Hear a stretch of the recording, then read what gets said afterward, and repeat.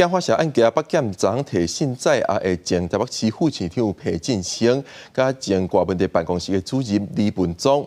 另外，中石化甲电话开发昨下晡召开记者会，对外解说因的财务状况。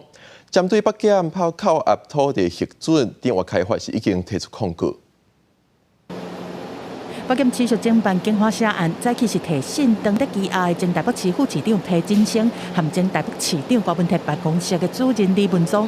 警方社风波继续烧，中石化和电话开发17日做伙开记者会，对外解说财务状况和对银行连带的疑虑。鼎业和中石化，我们有诚意，而且也有能力，透过我们适当的资金调度啊。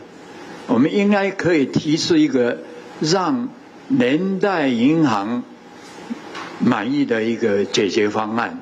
中石化的董事长强调讲，目前和银行协商的进展真好，协商搁在进行。未来若是规个方案有协议，会发表重大信息和新闻稿，嘛向外界和金融机构化话，希望支持。针对外界关心金华广场敢要停工的问题，但随良讲要停还是无爱停，爱看司法的结果，主管机关来决定。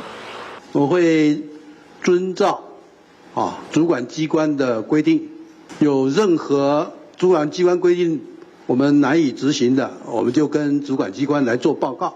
台北市监管处重申讲，照目前的规定，就是停止受理施工的勘验。另外，对北检申请扣押金华城的土地嘛准啊，电话开发已经提出控告，会交予高等法院来审理。台北市政府中心立场，依法备施工勘验。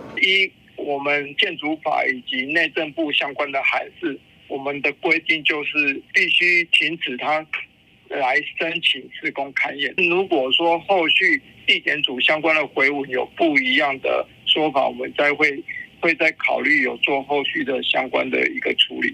监管处讲，目前逐礼拜都会派人去了解，敢有无经过勘验，家己就去施工的。最近嘛邀请相关专业工会，针对金华城工地安全维护的部分做讨论和检讨。